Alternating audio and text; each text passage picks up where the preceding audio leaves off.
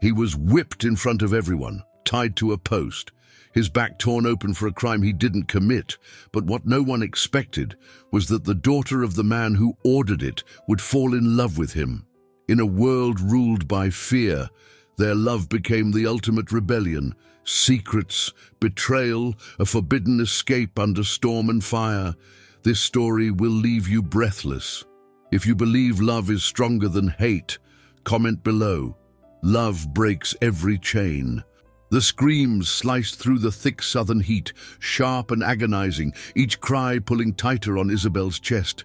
From the wide, white balcony of the big house, she stood frozen, her gloved hands trembling at her sides, her eyes locked on the horror unfolding below.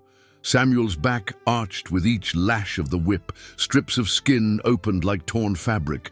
Blood poured down his spine, mixing with the dry red earth beneath him. His hands were bound to a wooden post, muscles tense, yet he never cried for mercy, not once. Colonel Harlan Whitmore, her father, stood nearby, immovable, towering, his face carved from granite. Arms folded across his chest, he watched with the cold composure of a man who had long since turned punishment into routine. His voice, deep and commanding, had earlier ordered the whipping in front of all the field workers as a lesson. Disrespect in my house gets carved in the skin. But Isabel didn't hear her father's words anymore. She didn't see a lesson. She saw pain. She saw Samuel, not as the slave he was raised to be, but as a man, a human being with fire in his eyes and dignity still intact. Even as the whip bit into him again, their eyes met just for a second, a flash of raw, human connection, him barely able to stand, and her stunned by the weight of everything she had never questioned. Her breath caught in her throat, and in that moment, something deep inside Isabel shattered. That night, the mansion was quiet, but her mind was louder than any scream. The sound of the whip still echoed like thunder rolling through her memory. She tossed in her bed, eyes wide open, her silk nightdress clinging to her damp skin. Her heart ached in ways she didn't understand. She sat up, pushing the sheets aside. The moonlight slipped through the tall windows, casting pale shadows on the floor. She walked to the mirror, stared into it, into herself. Everything around her had always been gilded. Crystal chandeliers, velvet chairs, fine china. But now, it all felt hollow. She whispered to the silence, her voice barely more than breath. "Why can't I forget his eyes?" Her reflection had no answer, but something inside her already knew. Everything was about to change. You won't believe what she did the next night. The air was thick with humidity, wrapping itself around Isabel like a shroud as she moved silently through the shadows of the estate. Each step across the dew-kissed grass felt louder than it should have. Her heart pounded in her chest, not from fear, but from something deeper, wilder. She couldn't explain it, couldn't silence it. Something had awakened in her that day beneath the sun, when she'd seen Samuel's blood spilled and his spirit untouched. The great cypress trees loomed ahead, their long mossy tendrils swaying in the night breeze like ghostly fingers. It was beneath one of those trees, far enough from the house that even the dogs didn't bark, that she knew he would be. She didn't know how. She just felt it. Her white shawl clung to her shoulders as she ducked past the line of hedges near the servant quarters. Every window in the house behind her was dark, except one, her father's study. Its glow flickered faintly through the curtains, a cold reminder that danger wasn't far. She shouldn't be doing this, a lady of her name, her place, her blood, sneaking off into the night to meet a man born in chains. But her body moved on instinct, drawn to something her mind still feared to name. It wasn't love, at least not yet. It was curiosity, fury, guilt, compassion, and an unbearable desire to see his face again. When she reached the tree, she stopped, eyes scanning the moonlit clearing. For a terrifying moment, she thought she was wrong, that he wouldn't be here, that maybe he was still bleeding somewhere, too weak to move. Then she saw him. Leaning against the base of the tree, his arms resting over his knees, Samuel was barely a silhouette against the bark. His shirt clung to his back, tattered and stained, and even in the dark she could see the unevenness in his breathing. But when he looked up, when their eyes met again, something passed between them, silent and urgent. "You shouldn't be here," he said, his voice low and hoarse. Isabel's throat tightened. The words weren't cruel. They weren't even angry. They were tired, resigned, protective. "I know," she answered quietly, taking a few hesitant steps closer. "But I had to see if you were okay." Samuel didn't move. "I'm alive," he said. "That's about all I can say." She lowered herself to the ground, kneeling not far from him, the hem of her dress already wet from the grass. The scent of the earth mixed with the faint trace of blood. Her stomach twisted. "I saw everything," she whispered. He let out a soft, bitter chuckle. "Of course you did. That's the point of it, ain't it? Teach us pain. Remind you what happens if we step out of line." "I didn't want it to happen," she said quickly. "I didn't even know. My father didn't tell me what he was planning." "It's not about what you wanted," he replied, his tone suddenly sharp. "It's about what he wanted, and he got it." She fell silent. She didn't know how to answer that. He was right. But then, more softly, he added, "Still, you're the first Whitmore to ever ask if I was okay." She looked at him again, more carefully this time. His face was streaked with sweat, his lips dry, his eyes, those same eyes, burned with a quiet fire, even now. A man who'd been born to serve, but carried the pride of a king. "I'm not like them," she said, and then regretted the words. They sounded hollow, but Samuel didn't sneer. He didn't call her a liar. He simply looked at her with something unreadable in his expression and said, "Then prove it." "How?" "Listen, understand, don't turn away when it gets ugly." She stared at him for a long moment, her chest rising and falling with unsteady breaths. Then she reached into the small bag she'd brought and pulled out a cloth and a glass bottle. "I stole this from the kitchen," she said. "It's just water and salve. For your back." He didn't move. She hesitated, then crawled closer, lifting the bottle so he could see it. "Please," she added softly, "let me help." He watched her for a moment that felt like eternity. Then he slowly, painfully turned his body, pulling up the remains of his shirt. Isabel swallowed hard. The wounds were worse than she'd imagined. Angry welts, swollen and cracked, ran across his back in thick, raised lines. Some still bled. Others had begun to scab. The skin was torn and brutalized, a living map of cruelty. Her hands trembled as she poured the water over a cloth and dabbed at the worst of the injuries. He flinched. "Sorry," she whispered. He gritted his teeth, then said, "You're not used to seeing this, are you?" "No," she admitted, "but I should be." They sat in silence for several minutes as she cleaned his wounds. Occasionally, he winced, but he didn't pull away. And slowly, the tension between them began to shift. "You know," he said eventually, "when I was a boy, I used to think the cypress trees could protect us, like their roots were so deep they could hear our prayers underground." She glanced up at the branches above. "Do they?" He shrugged. "I guess not. Or maybe they just don't answer to us." She smiled faintly, a sad smile. "I never thought about trees like that. My mother used to say they were ghost trees, that the moss was like shrouds." Samuel chuckled. "Maybe both things are true." Their eyes met again, and this time neither looked away. A breeze rustled through the leaves. Somewhere in the distance, an owl hooted. The world felt suspended, quiet and sacred. She pressed the last of the salve into the wound near his shoulder blade, gently smoothing it with her fingertips. Her touch lingered a moment too long. His breath caught, just for a second. "I should go," she said suddenly, pulling her hand back. He nodded. "You should." But neither of them moved. "I don't know what this is," she said quietly. "Why I'm here, why I came, but I can't stop thinking about you." His eyes darkened, unreadable. Don't say things you don't mean, Miss Isabel. You're walking a line that could burn us both. I mean it.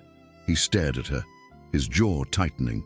Then, slowly, he looked away. Then you better be ready to carry it.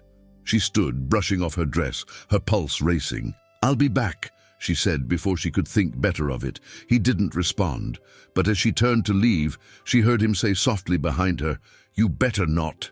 She paused, smiled, and walked into the night. That night, the world shifted. What started as a whisper of guilt bloomed into something far more dangerous.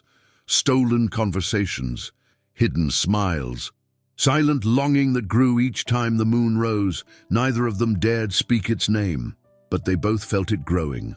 Wild, untamed, and unstoppable, darkness became their sanctuary.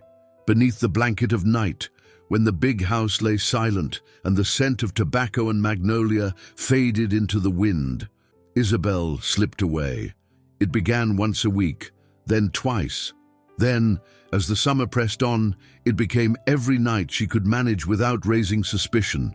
Their meetings beneath the cypress tree became a rhythm neither of them could resist. At first, their conversations were quiet, cautious.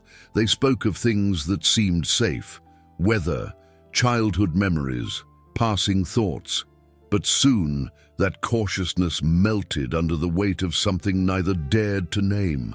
Samuel spoke with a kind of fire Isabel had never seen, not in the gentleman at her father's dinner table, not in the boys who courted her with letters and flowers. Samuel didn't speak to impress her. He spoke to be heard, and she listened. I used to dream of walking through the city streets, he said one night, reclining against the thick roots of the cypress as the moonlight made his skin glow silver. Not sneaking, not running, just walking, free. Can you imagine that? She sat across from him, her knees tucked beneath her skirt, eyes wide. Where would you go first? Anywhere, he said with a small smile. Anywhere I wanted. Maybe I'd ride a train to New York. Maybe I'd read books in public without someone telling me I don't belong there. Maybe I'd find my mama's people, wherever they are. Maybe I'd just breathe and not look over my shoulder. She swallowed hard. His words cracked something open inside her, a hollowness she hadn't known was there. Do you hate me? She asked suddenly. He looked at her, his smile fading. Why would I? Because I've had every freedom you've ever dreamed of, just because I was born into the right name, because my father owns this land, because I've been blind to how wrong everything is. Samuel tilted his head, studying her in the shadows. I don't hate you, Isabel, but I won't lie to you either. You live in a house built on our backs. That's not something that just goes away because you bring me bandages or ask me questions. I know. Do you? She looked down at her hands. I'm trying. He didn't respond, but he didn't turn away either. That night, their hands touched for the first time, not by accident, not in passing. Isabel reached out, her fingers brushing his. He didn't pull back. The contact was electric. Her breath caught. His eyes never left hers. I think about you more than I should, she confessed, even when I try not to. You shouldn't be here, he said again, the warning in his voice softer now, more wounded than angry. You know what'll happen if anyone finds out. I don't care. You have to. She leaned closer. No, Samuel, I don't. For once in my life, I want something that isn't chosen for me, and it's you. A long pause. His lips parted, as if to speak, but nothing came. Then he whispered, You don't know what you're saying. But she did. That night, beneath the hanging moss and the watchful moon, their lips met. It was not delicate, it was not innocent. It was desperate, starved. A kiss born of months of longing, of late-night gazes, of sleepless confessions. Her hands cradled his face. His fingers dug into the small of her back, pulling her closer until their hearts beat in unison. When they broke apart, she was breathless. He was trembling. We shouldn't, he whispered. I know, she replied, but we already have. In the days that followed, the estate felt different. To Isabel, the walls of her home no longer brought comfort. They closed in on her. The halls whispered secrets, and every glance from a maid or stable boy made her heart lurch with guilt and fear. Had they seen? Had they guessed? One morning, while standing on the front steps beside her father, she saw Samuel working near the tobacco shed. His back was bare, the scars still healing. The sun glistened off his skin. He didn't look up. He didn't need to. She could feel the invisible thread between them, taut and burning. Her father stood beside her, arms behind his back, surveying his land like a king. "You've been quiet lately," he said, without looking at her. "I've just been tired." "Humph. A lady of your standing shouldn't have the luxury of fatigue. There are things to be done, appearances to keep." She nodded mutely, her eyes still on Samuel. That night, the air felt colder. Samuel was waiting beneath the tree before she even arrived. He didn't smile when he saw her. "Someone's watching," he said quietly. Her blood turned to ice. "Who? Don't know. Could be just nerves. Could be nothing. But I felt eyes on me this morning, and not the usual ones." Isabel sat beside him, her hands folded tightly in her lap. "What do we do?" "Nothing. Not yet. But we have to be careful." They sat in silence, the tension thick between them. "I hate this," she whispered. "I hate that we have to hide, that I have to pretend I don't see you, that you're just another name on the roster to my father." "That's the world we're in," he said. "We didn't make it, but we got to survive it. Is that all we're doing? Surviving?" He looked at her, really looked. "What do you want from me, Isabel?" Her breath caught. "Everything." He closed his eyes for a moment, like the weight of her words was too much to bear. "Don't say that unless you mean it." "I do." He turned his face away. "Then understand this. If we get caught, there ain't no mercy waiting for me. No second chance. No hiding behind a name. I'm the one who pays. I know." "No, you don't." He turned to her, his voice rising, cracking with emotion. "You'll go back to your soft bed. Maybe you'll cry. Maybe you'll even try to run away from your father. But me, I'll be in the ground. Or worse. And all they'll remember is that I overstepped." Tears welled in her eyes. "I'd never let that happen." He stared at her, torn between anger and affection. "You can't stop it if it comes. Neither of us can." She reached for him again, her fingers slipping into his. "Then let's run." His eyes narrowed. "What?" "Let's leave. Tonight? Tomorrow? I don't care. Let's go north. Disappear. Isabel, I have money. Not much, but enough. We can make it to a safe town. I'll pretend to be a widow or someone's servant. I'll do anything. I don't care." He shook his head slowly. "You don't know what life's like outside these gates. You think the world is kinder up north. Maybe a little, but not enough to forget what we are. Then we make a world of our own," she insisted, her voice fierce. "One where we choose how to live." He looked at her, something fragile in his eyes. "You're willing to give up everything." "I already have." He took her hand fully this time, pulling her closer. Their foreheads touched, their breaths mingled. "I'll think about it," he whispered. "Don't wait too long," she said. "The walls are closing in." They sat together beneath the tree for a long time after that, the night stretching around them like a secret. But the wind carried more than whispers that evening. Somewhere, in the distance, a figure lingered behind a row of trees, eyes fixed on the couple in the clearing, watching, waiting. The noose of suspicion had begun to tighten, and the clock was ticking. The morning broke thick with fog, curling low over the fields like a veil concealing sins. Isabel stood before her mirror, her corset drawn tight against her ribs, her breath short and uneven, not from the garment, but from the memory of Samuel's hands holding hers, his forehead pressed to hers, the weight of his voice whispering that he'd think about escaping with her. She had gone back to her room just before dawn, climbed into bed with shaking limbs and a heart too swollen to rest. By the time the servants began to stir, she was already awake, sitting upright, staring at the door. Something was wrong. She felt it before anyone said a word. In the kitchen, the maids were quieter than usual. They didn't look her in the eye. Her father hadn't come down for breakfast, and that absence was louder than thunder. When she walked past his study, she heard voices, low, sharp, and urgent. "Someone's been sneaking around at night," came the first voice. It was Dawson, the overseer. Another voice, deeper, like stone scraping against wood, answered, "Find out who, and quickly." Colonel Harlan Whitmore. Isabel didn't wait to hear more. She kept walking, her heartbeat surging in her ears. Her dress swept behind her as she stepped onto the porch and looked out toward the fields. Samuel was there. He stood in a line of workers beside the corn shed, his head bowed, his hands stained with soil. To anyone else, he looked like just another shadow among many. But she saw him. She always did. And this morning, there was tension in the way he moved. Something tighter than usual in his shoulders, something heavier in the way his gaze never lifted. He knew. She turned and walked back inside, but the air in the house was thicker than it had ever been. She couldn't stay still. She felt like a thread pulled too tight, one tug from snapping.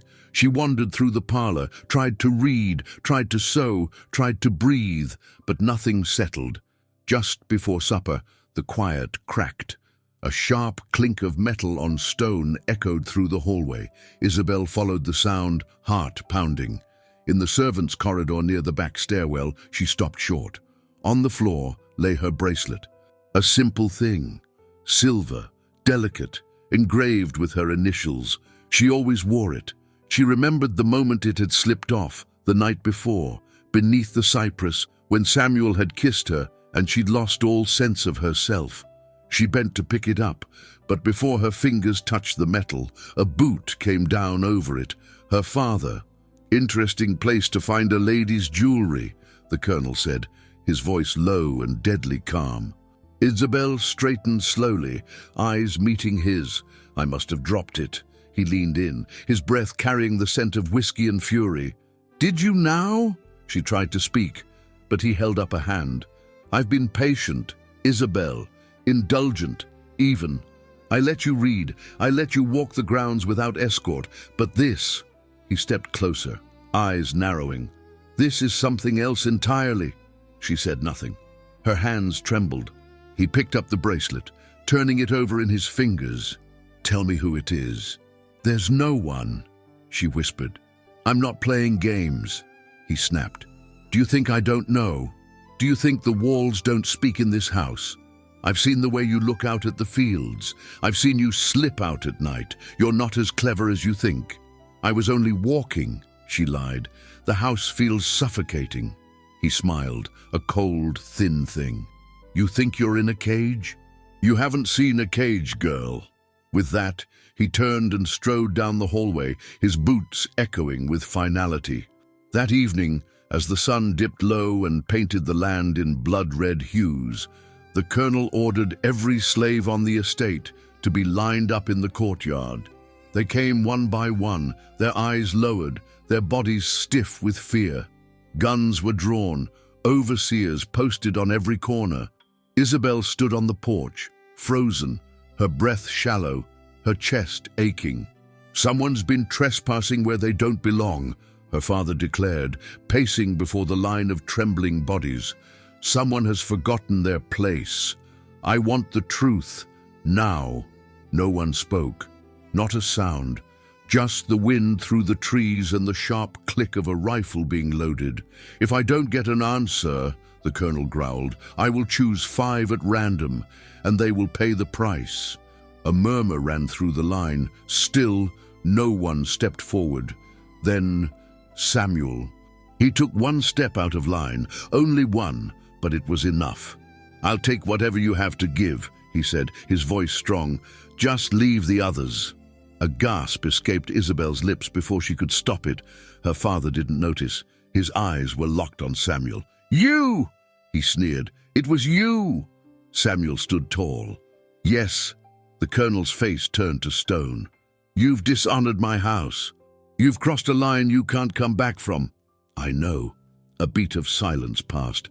Then the whip. It cracked through the air as 2 overseers grabbed Samuel and dragged him forward. Isabel surged forward instinctively. "Stop!" she cried. "Please!" But her father rounded on her, eyes blazing. "You go inside." She shook her head. "You don't have to do this." "I have to do exactly this," he roared. "Do you think you can embarrass me? That you can break the order of this house and walk away untouched? I love him." The words tore from her throat before she could stop them. Raw, wild, true. Gasps echoed. The world stilled. Samuel closed his eyes. The colonel's mouth twitched. Once.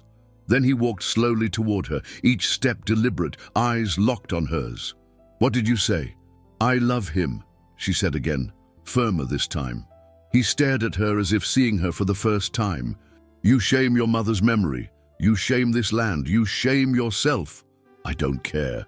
He turned away, hand raised to the overseers. 20 lashes. "Now." "No!" she screamed.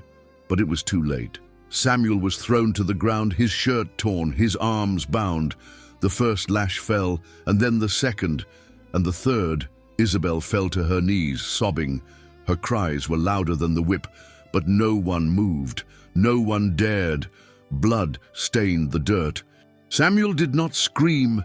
By the 10th lash, he had collapsed. By the 20th, he no longer moved.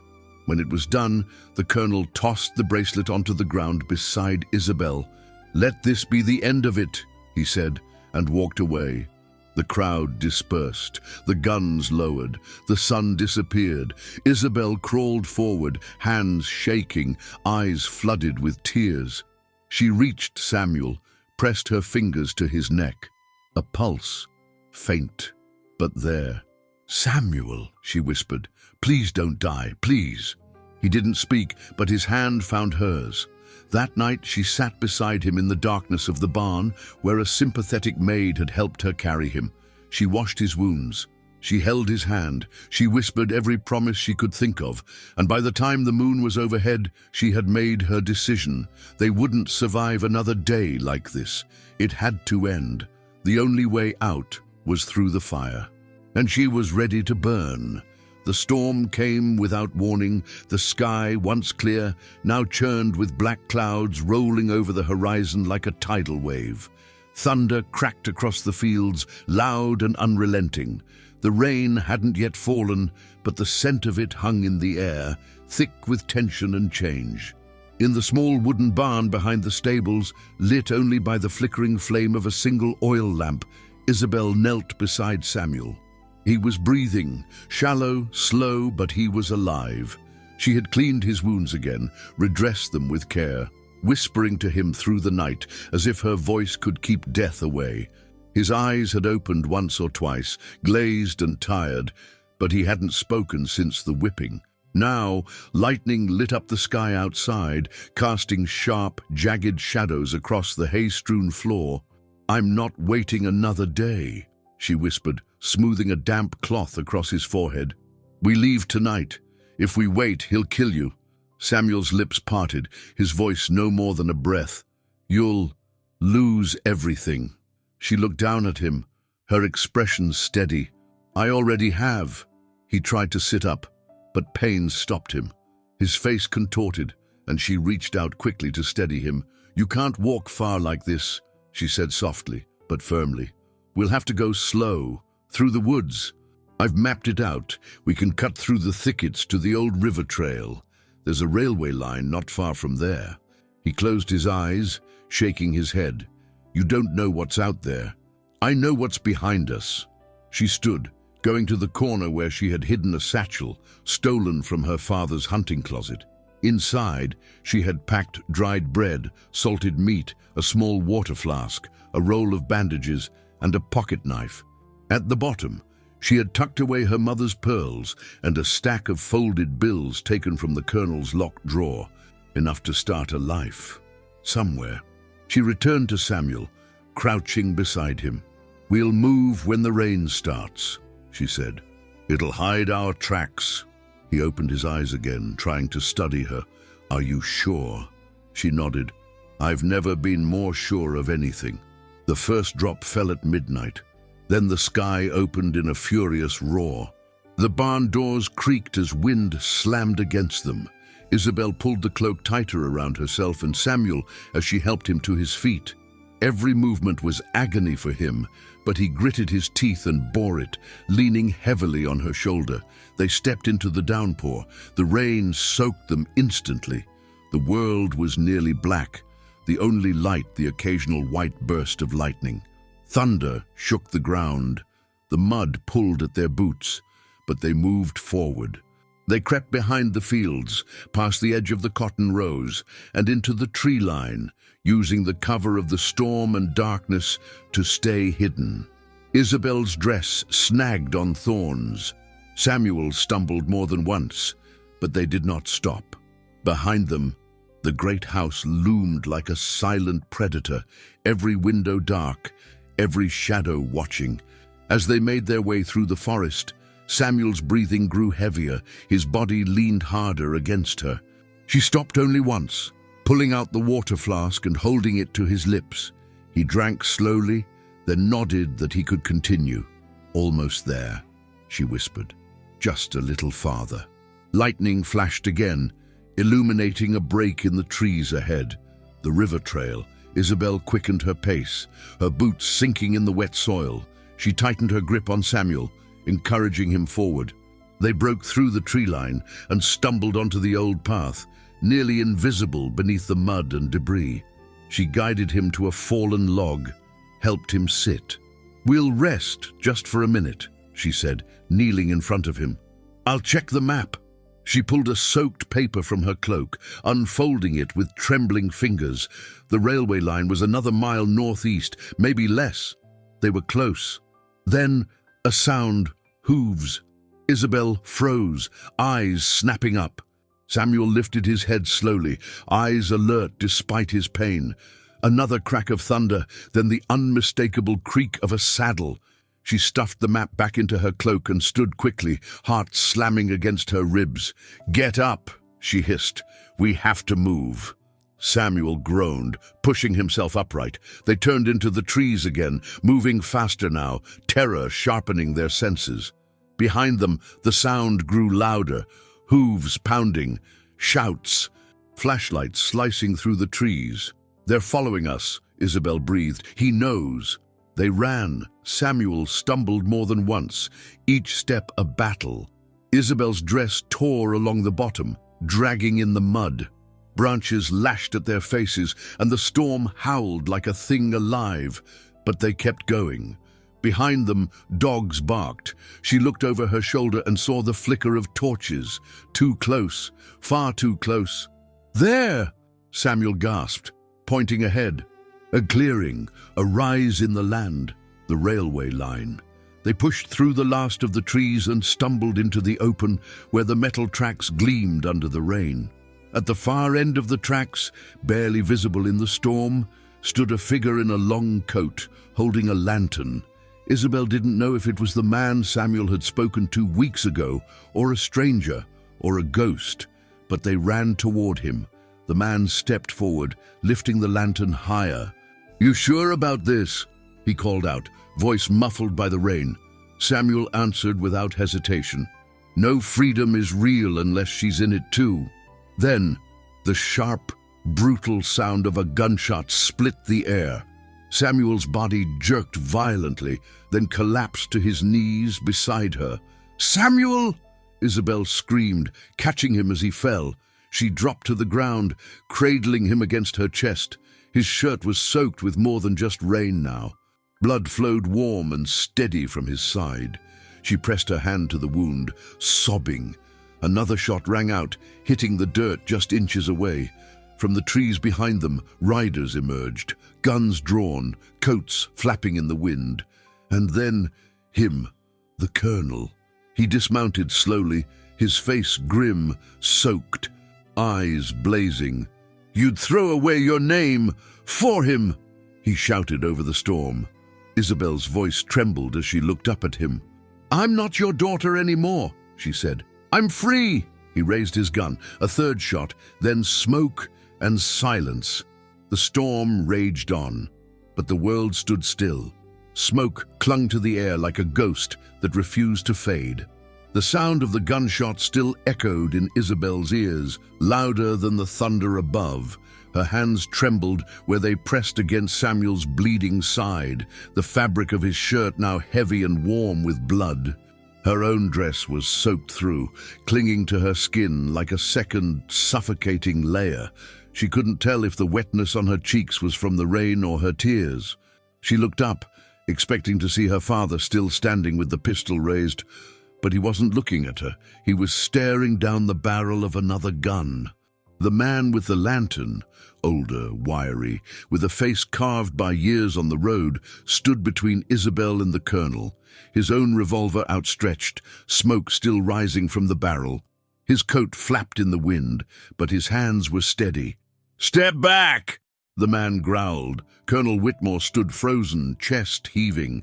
His eyes flicked from Samuel, collapsed in Isabel's arms, to the man with the lantern, then back to his daughter. "You don't know what you're doing," the colonel spat. "I know exactly what I'm doing," she answered, voice cracking with fury and fear. "I'm saving him. I'm saving myself." "You're ruining yourself," he barked. "Throwing away your name, your blood, your legacy for that. That man," she snapped, her voice sharp as broken glass, "has more honor in one breath than you've shown in a lifetime." The colonel took a step forward, ignoring the revolver. "He's a slave. You'll never be safe. You'll never be free with him. This world wasn't made for people like you and him." "No," she said, rising slightly, shielding Samuel's body. "It wasn't, but I don't want this world. I'll make a new one." The colonel's lip curled. "Then you'll die with him." He raised his pistol again, but the man with the lantern fired first. Another crack split the air. The colonel's weapon flew from his hand as the bullet ripped through his shoulder. He stumbled backward, howling in rage and pain, collapsing to his knees in the mud. "You've done enough," the man growled. "Go back to your house and your hate. These two don't belong to you anymore." The colonel stared up at him, eyes filled with disbelief. Then he turned to Isabel, his only child, the heir to his empire, and in his eyes, for the first time, there was something like loss. "You're not my daughter," he hissed. "No," she said softly. "I never was." And with that, she turned her back on him. The stranger helped Isabel lift Samuel. The pain in his body had numbed to a dull roar, but he could barely walk. His breaths were shallow, his face pale, but when he looked at Isabel, something still burned behind his eyes. "I'm with you," he murmured. "I know," she whispered. The man with the lantern led them down a narrow trail beside the railway tracks. The dogs had fallen silent behind them. The storm, too, seemed to pull back just slightly, as though the worst of it had passed. They walked in silence for nearly an hour, Samuel leaning heavily on Isabel and the stranger, alternating between carrying the satchel and clearing the path. Finally, they reached a clearing where a small wagon waited beneath a grove of trees. 2 mules stood, already harnessed, snorting in the wet air. "Get in," the man said. "We'll get you far enough." "Far enough for what?" Isabel asked. He looked at her. "A new start." He didn't explain more. He didn't have to. She helped Samuel into the back of the wagon, arranging the sacks so he could lie back. His shirt was soaked through with blood, but he was conscious, eyes barely open, watching her as she climbed in beside him. The man took the reins and clucked to the mules. They began to move, slow but steady, through the woods, away from everything Isabel had ever known. She held Samuel's hand the entire way, pressing her forehead to his, whispering promises she wasn't sure she could keep, but promises she meant with every shred of her soul. "I won't let you die." "You're not going to die. Stay with me. Just stay." Hours passed. The storm faded. Dawn approached. And when the first light touched the horizon, Isabel looked down and saw Samuel watching her, the faintest hint of a smile on his lips. "You're still here," he whispered. "Of course I'm here. You should have run when you had the chance." "I did run," she said. "I just took you with me." He laughed, but it turned into a cough, blood wetting his lips. She wiped it away gently, panic rising again in her chest. "Don't," she said. "Don't do that." He blinked slowly. "If I don't make it, don't say that." He tried again. "If I don't, promise me you'll keep going." "No, promise me." She looked away, jaw tight, tears sliding down her cheeks. "Promise me," he whispered again. She turned back to him. "Only if you promise you'll fight to stay." "I've been fighting my whole life," he murmured. "I'll try." That was enough. They reached a town just after noon. It was small, little more than a collection of homes and a train station, but it was far enough from the Whitmore estate that no one looked twice at a bruised, bloodied man and the woman beside him. The stranger led them to a house on the edge of the town, where a black woman in her 60s opened the door and let them in without a word. Her name was Martha. She was a healer, a quiet figure known by those who needed her and forgotten by those who didn't. She tended to Samuel immediately, lifting his shirt, cleaning the wounds, applying a thick poultice made from herbs Isabel didn't recognize. She spoke little, but her hands were kind. "He's strong," Martha said. "He'll need rest, but he'll live." Isabel burst into tears. That night, she sat beside him again, this time in a real bed with real walls around them. Not chains, not whips, not fear, just silence and the sound of his breathing. They stayed for 3 days. On the 4th, the man who had saved them returned with a folded envelope and a train ticket. Inside the envelope were papers, names that weren't theirs, a story they would tell to the world. "You're husband and wife now," he said, "a couple from Georgia heading north to find work." "What's your name?" Isabel asked as she took the envelope. The man smiled faintly. "Don't matter. I've done what I came to do." He tipped his hat and walked away. On the morning of the 5th day, Isabel and Samuel boarded a northbound train. He was still weak, but stronger than before. She sat beside him, her hand in his. The wind from the open window tugged at her hair, and for the first time in her life, she didn't care who saw her with him. She leaned her head against his shoulder. "What do we do now?" he asked softly. "We live," she said. "We love. We start over." He looked down at her, his voice rough. "You'd do it all again, wouldn't you?" She nodded, in a heartbeat. They didn't know where the road would take them. They didn't know if safety would last. But they had crossed a line no one could undo. And now they were no longer bound by bloodlines gone or names or chains, just by love and the promise of freedom. Years later, in the fields where the cypress trees still stood, no one knew what had become of the daughter of Colonel Whitmore. Some said she had died. Others said she had run north and been forgotten. But every spring, on the same day, a silver bracelet appeared beneath one of the trees, wrapped in a linen cloth, laid carefully at the roots. And no one ever saw who left it. But those who still remembered the whipping boy and the girl with fire in her heart said it was a reminder that even in a world built on cruelty and chains, love had dared to run. And maybe, just maybe, it had made it out. Some stories don't end with certainty, they end with choice. Isabel and Samuel chose love over fear, freedom over comfort, and each other over everything they were taught to value. In a world built to keep them apart, they ran towards something no one could give them but themselves: hope. What would you have done in their place? Let us know in the comments. Your voice matters here. And if this story moved you, don't go far. Another powerful story is already waiting on your screen. Click to watch the next one, because some truths are too strong to stay hidden.